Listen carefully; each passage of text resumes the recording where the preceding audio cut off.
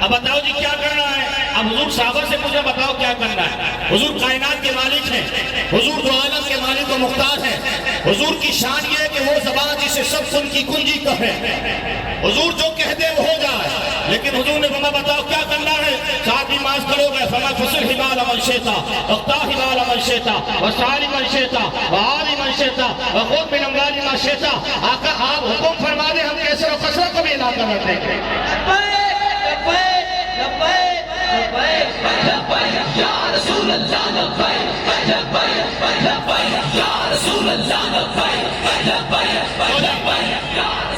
میرے آقا میرے مولا نے بولا کیا کرنا ہے؟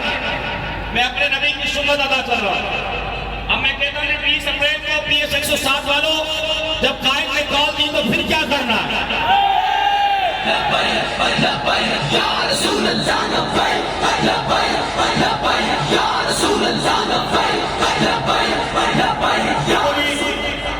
روزہ ہوگا اور 249 کا جو الیکشن ہے نا وہ بھی رمضان میں، کس میں؟